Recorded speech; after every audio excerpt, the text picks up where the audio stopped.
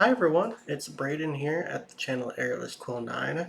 There is a new video out about the upcoming Druid in the 2024 Player's Handbook, so I'm going to give it a listen, and then there is an article on D&D Beyond that talks a little bit about the class and the changes made to it, so we'll examine that as well.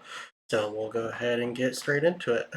Hello everyone, today we are talking about the Druid. There is a ton of new in the Druid. We took a careful look at our nature friend, the Druid, and looked at every root of its tree, cultivated its garden, and so much now is either brand new or enhanced in this class. And a lot of this development that we did in the class, members of the D&D community were with us on the journey through the Unearthed Arcana process, but the final version has even elements that people didn't get to see as a part of the UA process. And the new starts right at first level in this class. So you now have, as a druid, a brand new feature to select at first level, Primal Order. And inside Primal Order, you get to make a choice. And that is whether you're going to be what's called a warden, emphasizing sort of having more armor and being able to use martial weapons, or are you going to pick magician to lean more in the nature magician direction? This choice point really gets at the fact that the Druid, going all the way back to its origins in first edition, has always had a bit of a split identity. There has been this sort of melee weapon using path as well as a full spellcasting path. And so what we've decided to do, and we did a similar thing in the new version of the Cleric, we've made it so that we forefront that choice and you get to decide as a player of the Druid which side you want to lean more on. And so if you pick Warden, you're going to get proficiency with martial weapons as well as with medium armor. Whereas if you pick Magician, you're going to get an extra cantrip. And you also gain a benefit when making intelligence, arcana, or nature checks.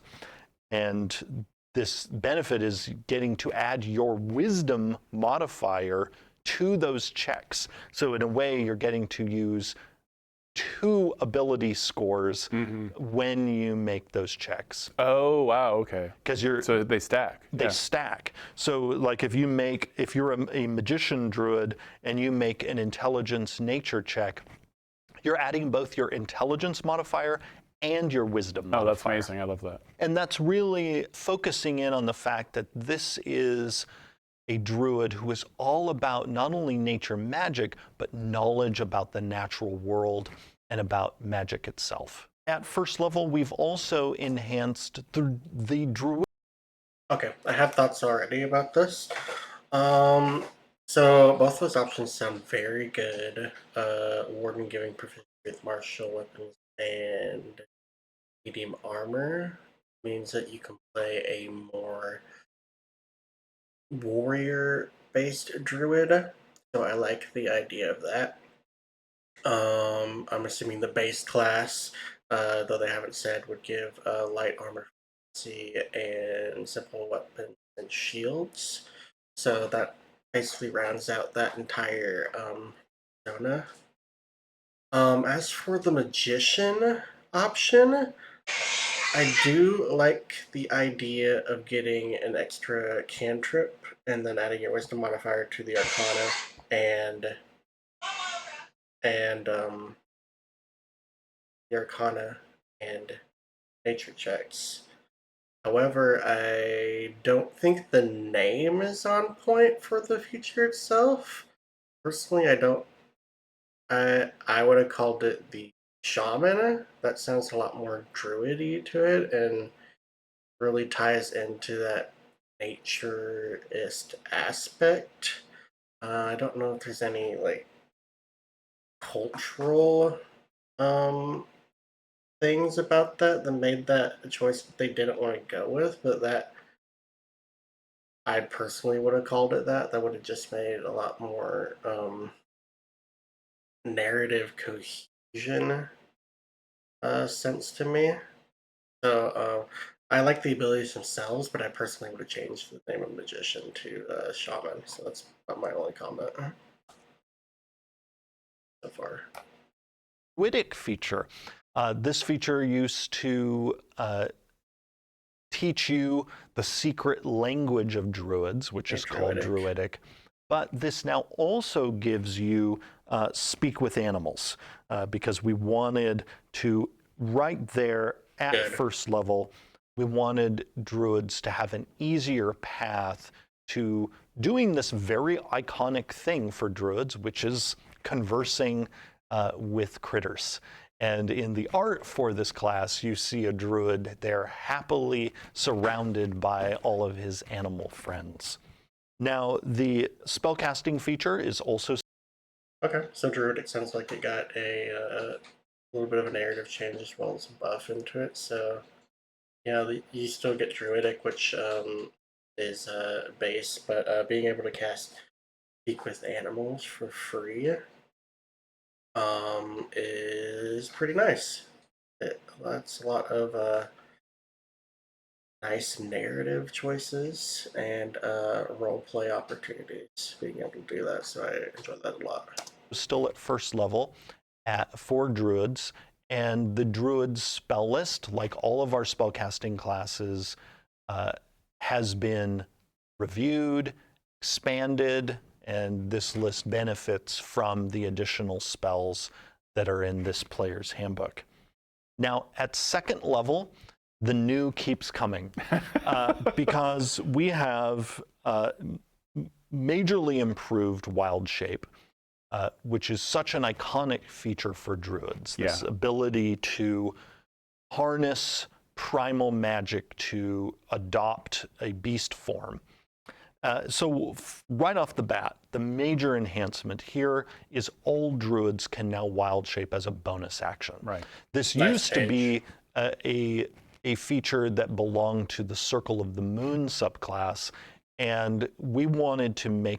I'm going to hear what they say about wild shape and then give my thoughts at the end of the video, because the article talks a lot about wild shape and its changes. I'll go more into depth there.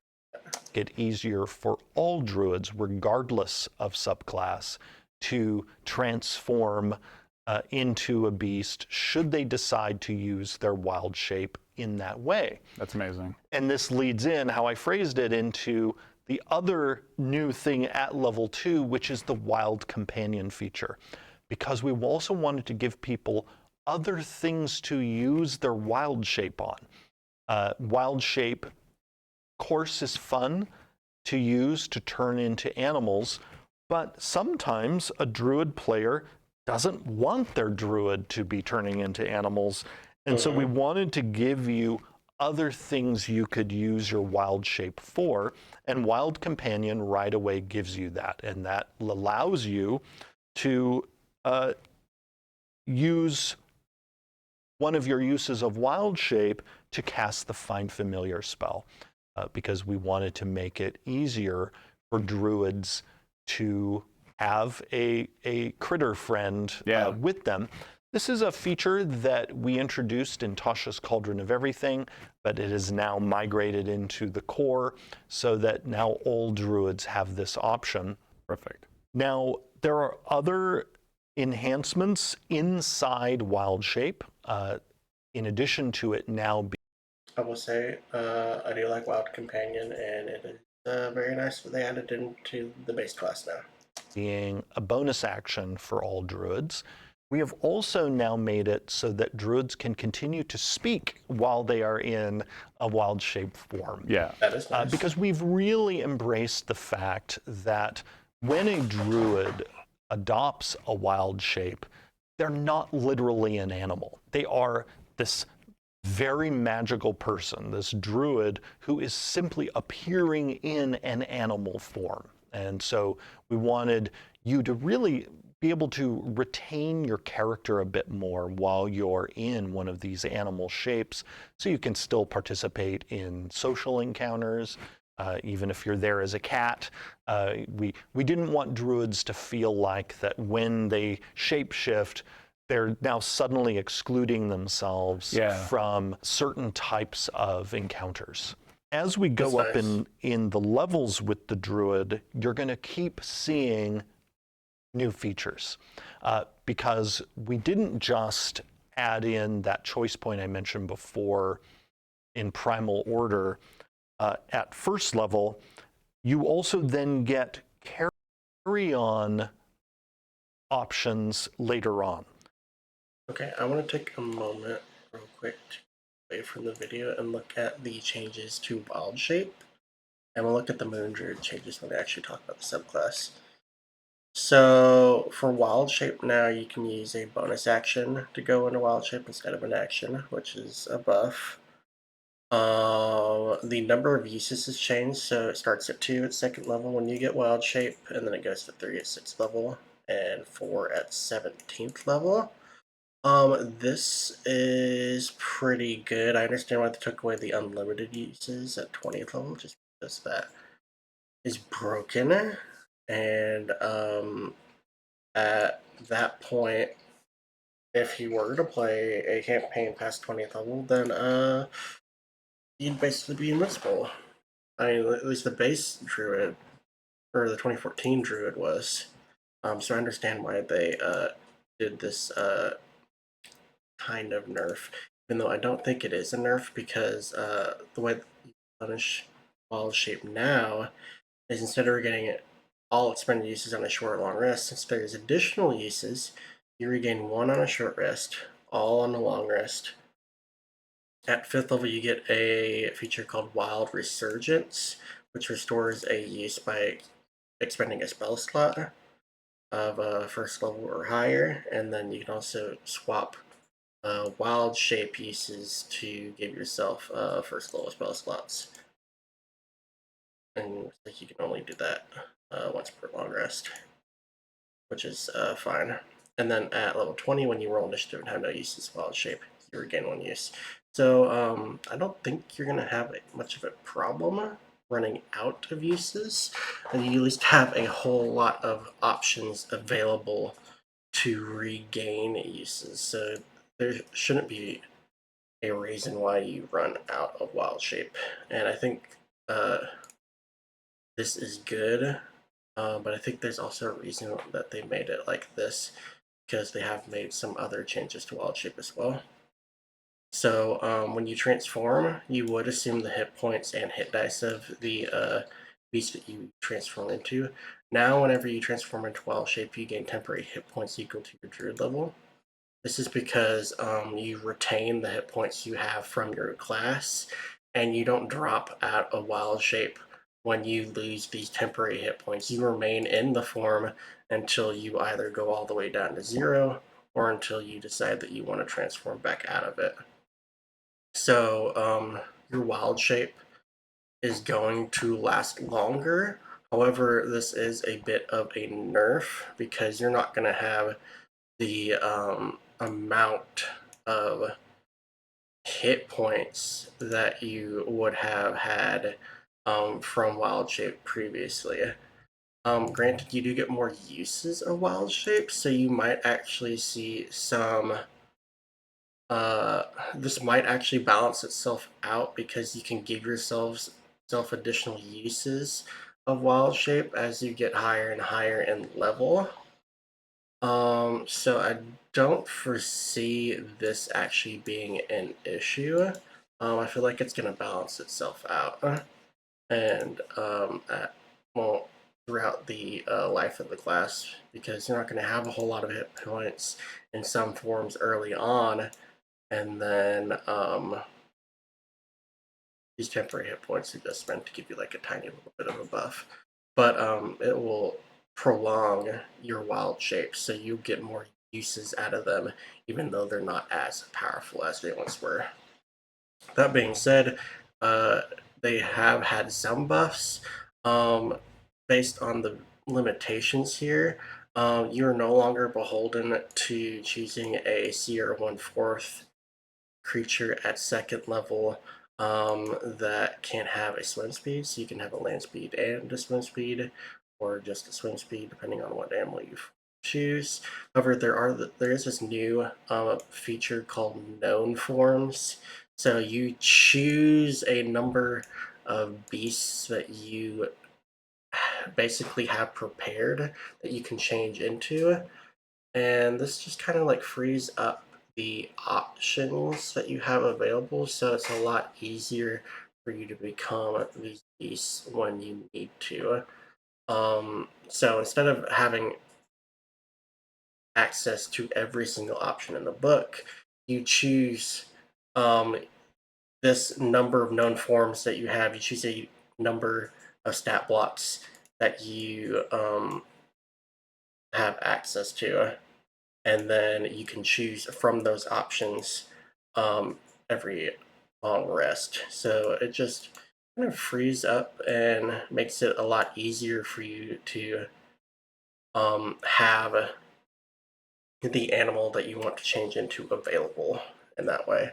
So I kind of appreciate this, even though it may seem somewhat limiting, but it will actually speed up play quite a bit.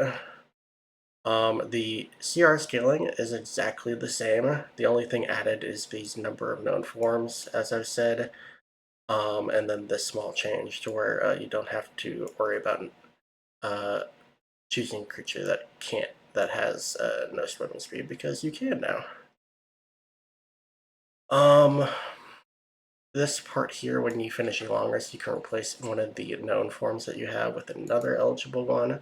That's just so you can swap things out as you gain more options available to you, especially as the CR raises. And I assume this will carry over into Circle of the Moon. And then, like they said, you can speak in beast form, which is nice. And then they have not gotten here yet. They have talked about Wild Companion. That's where you can just use Wild Shape. Or you can spend a use of Wild Shape to cast 5 familiar. And it actually seems you can also expend a spell slot to cast 5 familiar as well. So that's pretty nice. Even if this is a typo and not true, at 5th level you can change a spell slot into a use of Wild Shape. So really it's kind of going to be a 1-to-1 regardless. And then I know they're going to talk about Primal Strike in a little bit, but you get this at 7th level, or there's an option called Primal Strike that you can choose at 7th level, which lets you add a D8 cold, fire, lightning, or thunder damage, which can be on a weapon or a beast form attack. So that'll just increase the damage that you can deal in Wild Shape.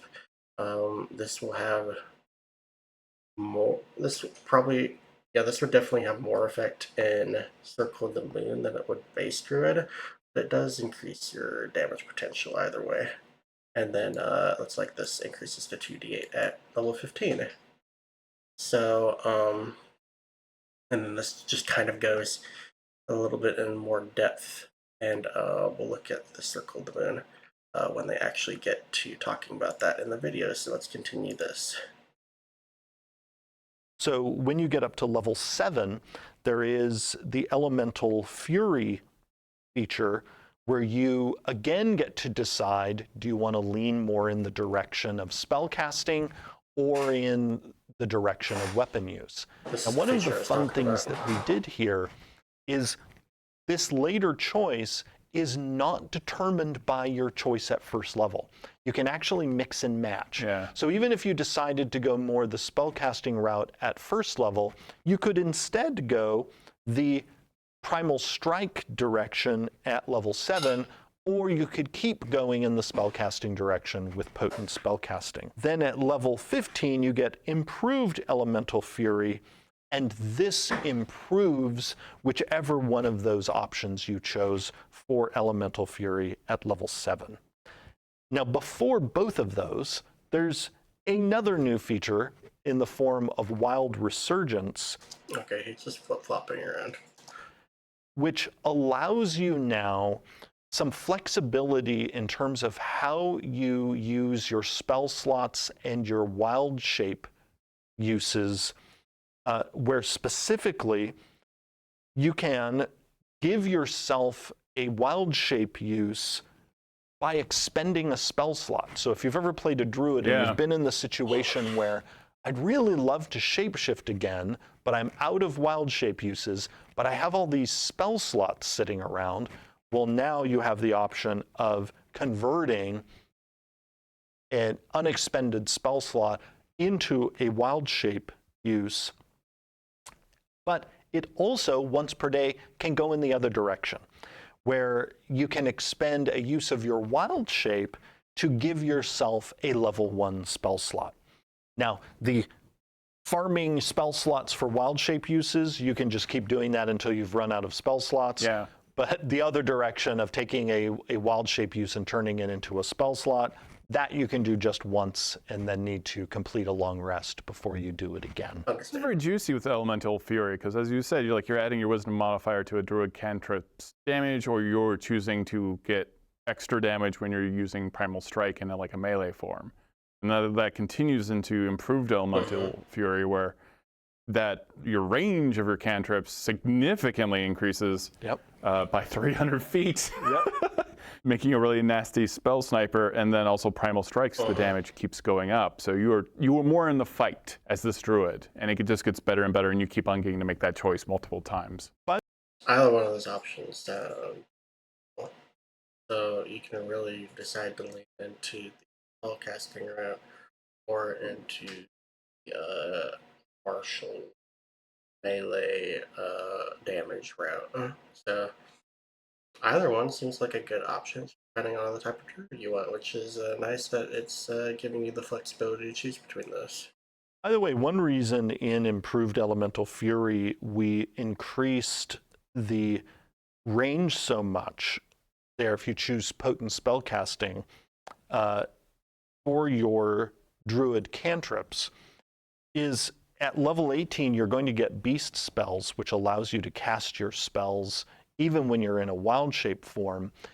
And we wanted you to be able to easily use your cantrips once you get that at range while you're flying around as a bird. It's like a giant eagle. You're just like, that's perfect. Now, at level 20, the Archdruid... That's a cool idea, and this allows for a lot of interesting shenanigans. However, it is at 18th level, so quite late in your journey, but it's nice to have that option. Feature has been majorly enhanced. First, whenever you roll initiative, if you have no uses of wild shape left, you get a use back. It's a 20th level feature. But before I was talking about that conversion of wild shape uses into spell slots, and how before you could do it just once per day. Well, now Archdruid has the Nature Magician component where you get an even better version of that. On top of us keeping the old fantasy of the druidic longevity of once you've reached the point of where you're an Archdruid, your aging basically slows to a crawl. And you're almost sort of you're like a treant, where you can hang around in the woods for many decades. And it's always such a nice narrative hook, especially for the end of a campaign. If you're playing a druid and you get to 20th level, because you're the character that might see, in kind of the post story, right? The epilogue. You're the character that might see everyone grow old and pass away, and see their children grow up and their grandchildren grow up, and you can kind of be the narrative hook for what happens after the story is over. And so what all of these new elements bring to the druid is you have way more control now as a druid player to chart your course. Whether, again, you want to focus more on spellcasting, on weapon use, or a combination of the two. It's up for you to decide. And you also get to weave into that how you want to use your wild shape. Are you going to have a wild companion?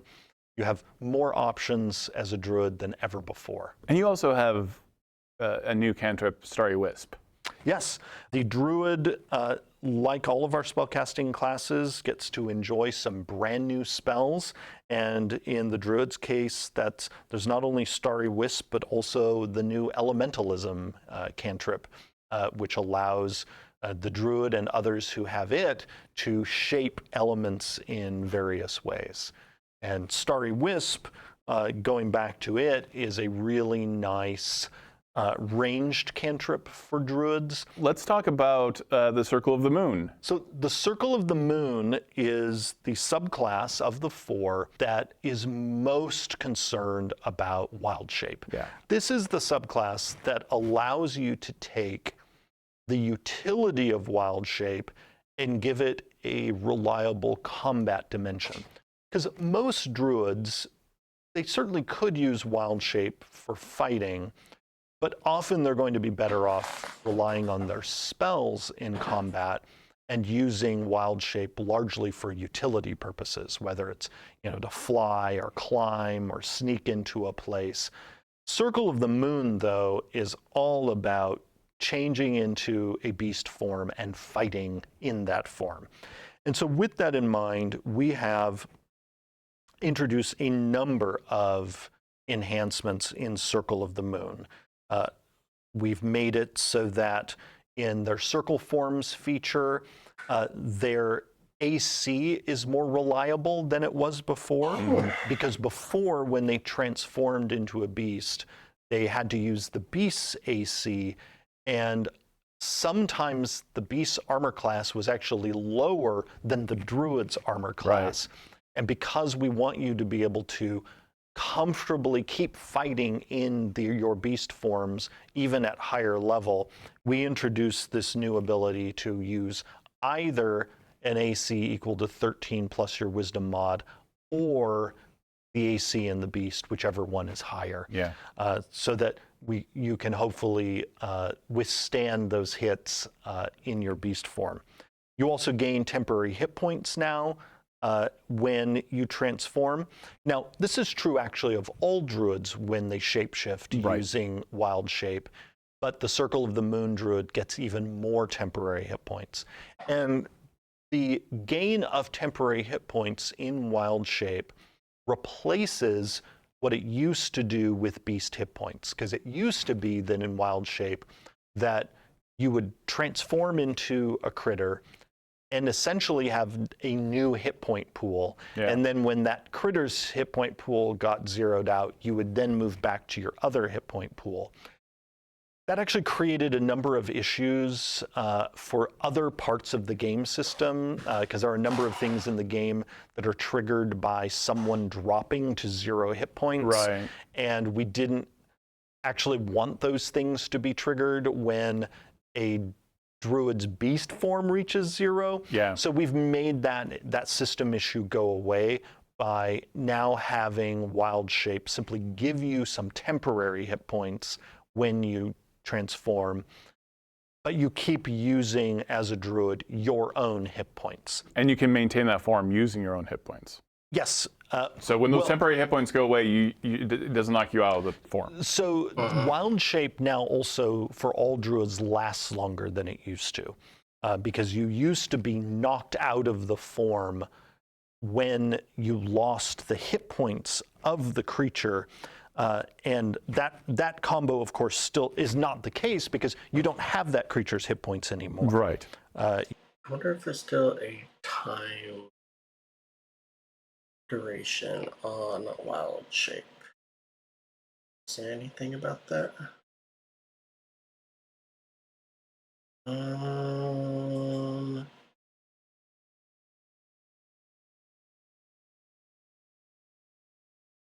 They don't really anything about the amount of time that you can stay in there. So, see if he mentions it.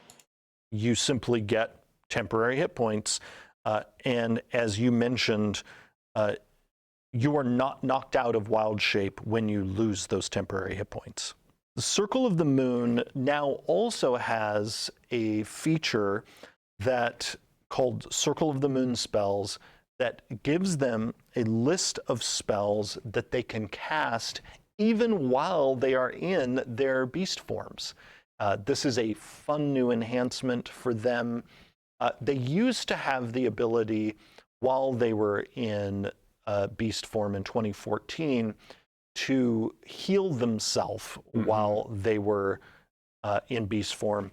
We decided to supercharge that by replacing that feature with a list of spells, including Cure Wounds, so they still have the option of casting a healing spell on themselves while they're in beast form.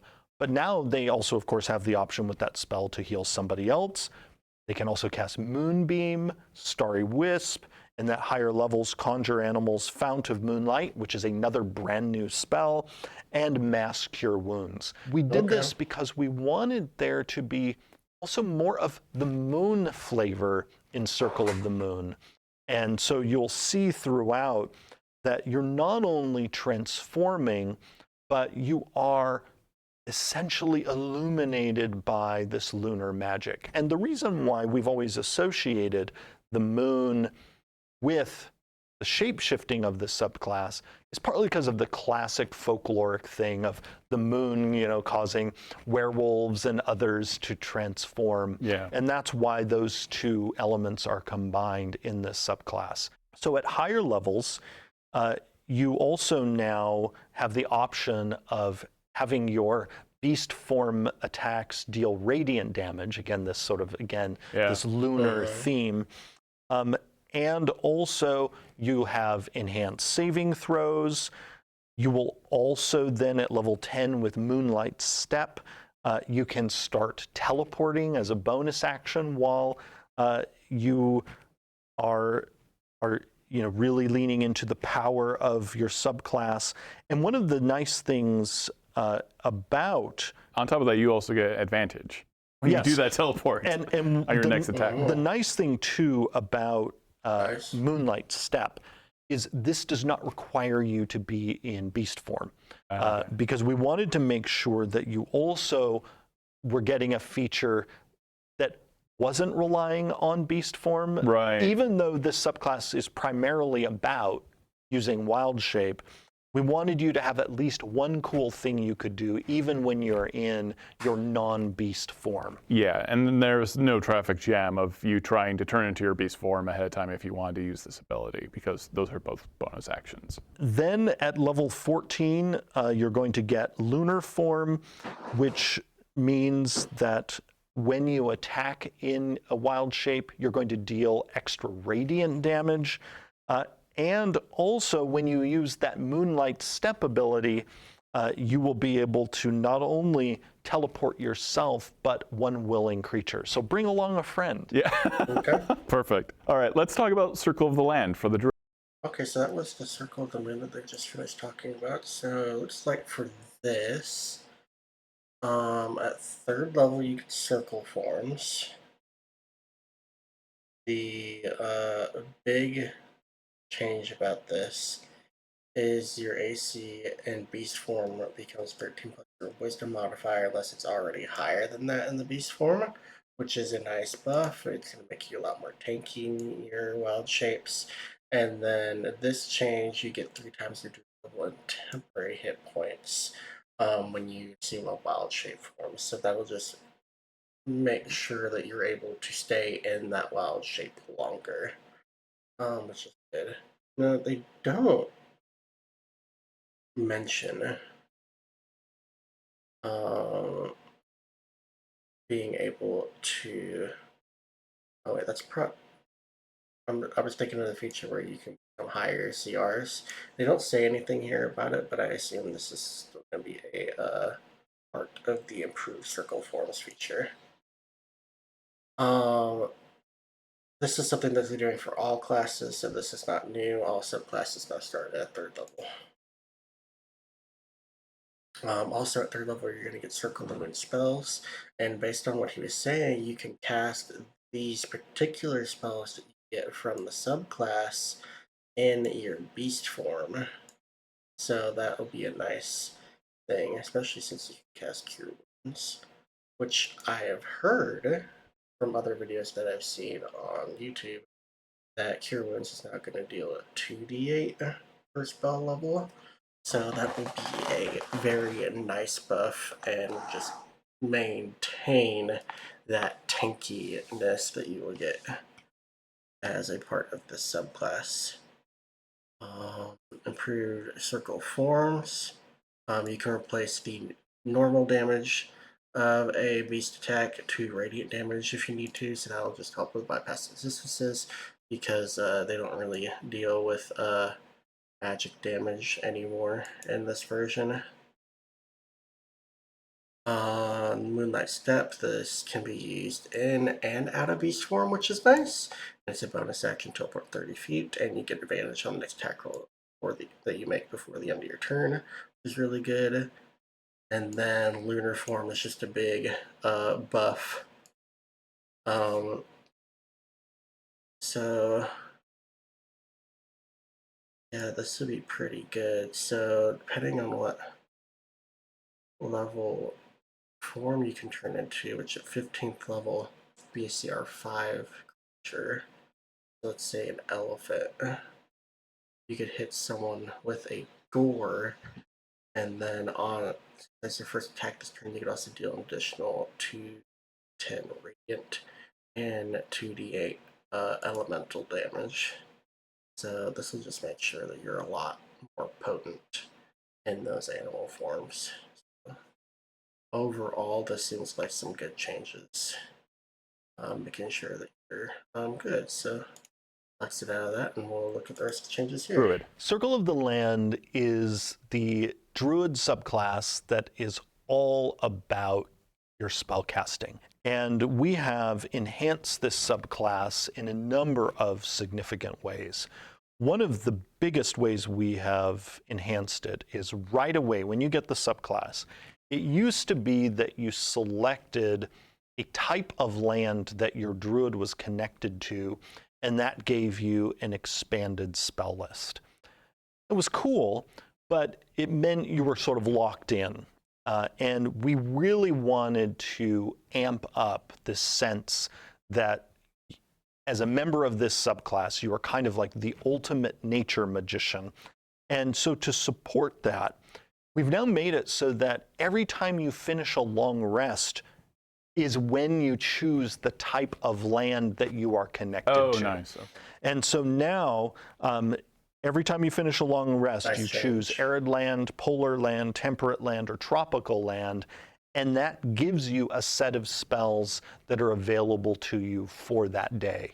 And again, you could change every day which of those you want to be connected to, or if I assume it means every long rest. you have a strong thematic reason to be connected to just one, you also have the option to always be connected to one of these land types. But we wanted to give you more flexibility as a Circle of the Land druid.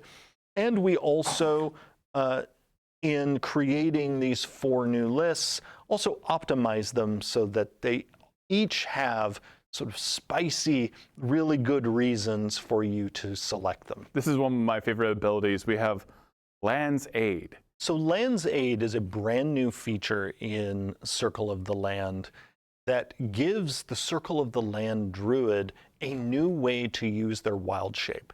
Because they are the spellcasting focused druid, we didn't want them to feel like their wild shape was sort of sitting there unused, even though, yes, they could use it to get a wild companion. We wanted to give them a way to use wild shape that really speaks to their subclass fantasy. And so that's what Land's Aid is all about. You can burn wild shape uses to cause this eruption of nature magic that both, as you said, harms enemies, but also can heal somebody, and really speaks to the two sides of druidic magic, because druidic magic is, yes, about healing, but also about elemental destruction. And so Land's Aid was really a fun, brand new feature for us to provide in this subclass. I always like to be able to harvest my enemies for hit points.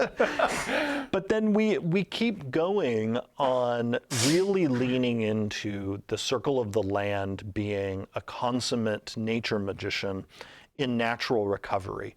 This already in 2014 allowed the druid to gain some spell slots back, but we've also now made it that with this you can cast one of your level 1 spells from your circle spell feature without expending a spell slot. So in a way, it's stretching your spell slots out even more than it did in 2014.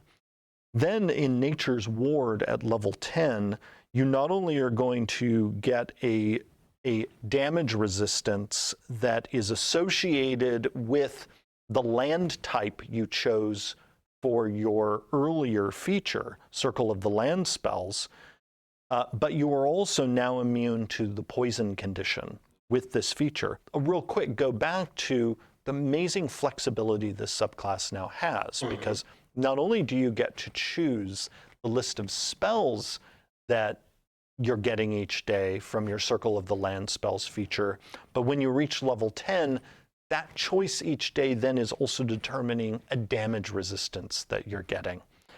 Finally, Nature's Sanctuary also has brand new design for this druid at level 14, where you have yet another non-shape-shifting use for your wild shape, Right. where you can cause trees and vines to erupt in an area, giving you and your allies half cover, and also sharing with all of your allies in that area the resistance you currently have from your Nature's Ward. That's fantastic. This subclass has enough change that it really is in the category of almost a brand new subclass. Yeah, absolutely. And this again, that wish fulfillment. Like this is causing these trees and these vines to grow to protect all of your friends. That is a classic healing druid trope, right? And especially for the Circle of the Land. This is for any player who really has come to the druid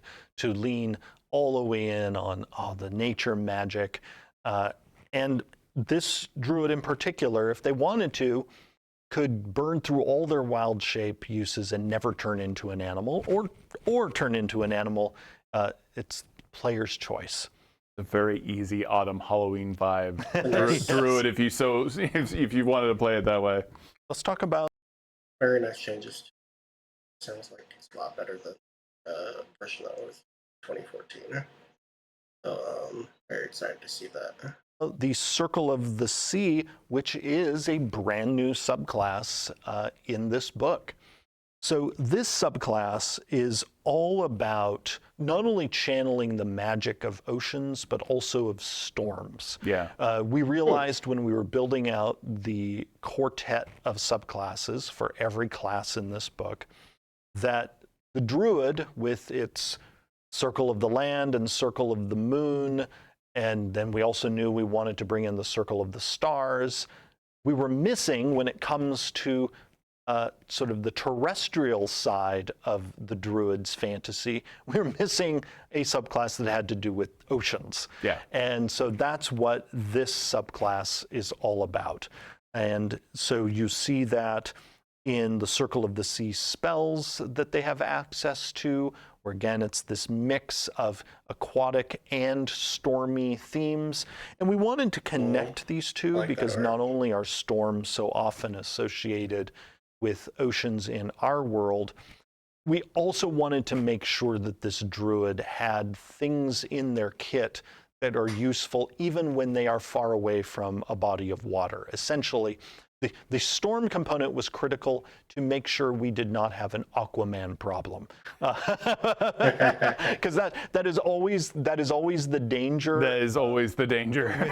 with an aquatic themed character option in D&D is you don't want to have a situation where the character feels like they have nothing to offer unless they're in or near a body of water. Because then it's very easily, as a dungeon master, like you are either having to find pools of water or the dungeon master forgets, and then you don't get to be, the core of what you are trying to play. Exactly. So to lean into that, having something you can do no matter where you are, we right away at level 3 in this subclass give you a feature called Wrath of the Sea.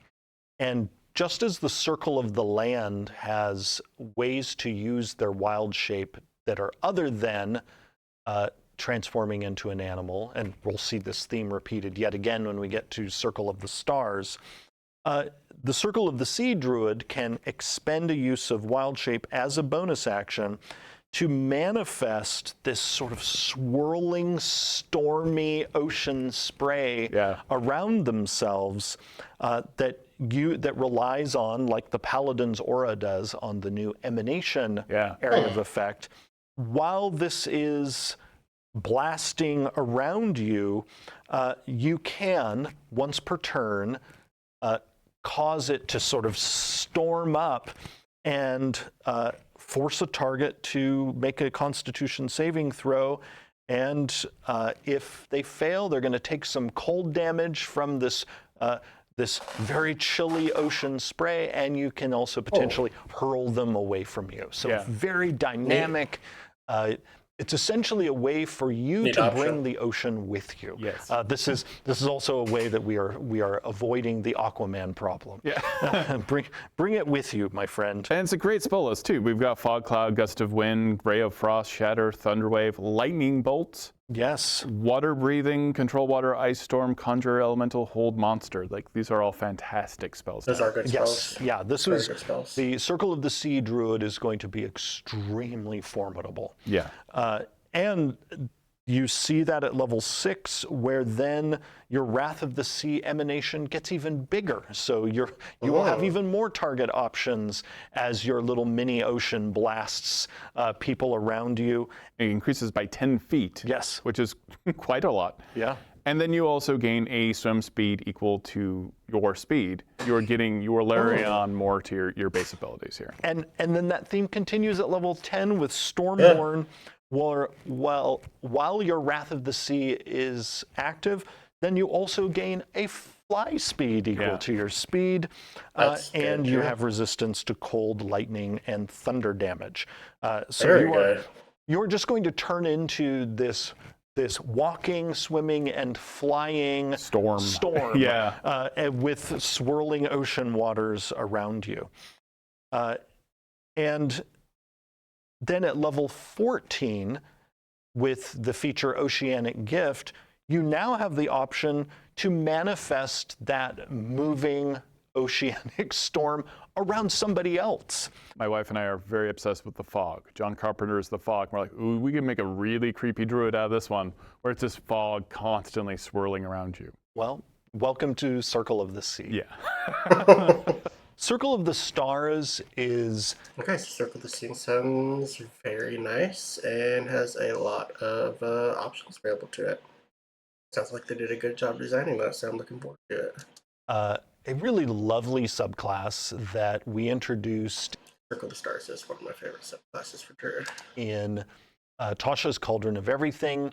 This is all about drawing your powers from the nature that is up there. So Circle of the Land is all about the nature that's under your feet. Circle of the Sea, all about the powers of nature in oceans and in the storms associated with them. Circle of the Moon now, we now start looking up toward the sky, is about how the powers above affect the druid themselves, and then the Circle of the Stars, in a way, the camera pans back to look at the entire night sky and the forces of nature up there, and how the druid can draw those forces down to help people, to harm people, and also gain glimpses into the future by reading the stars above.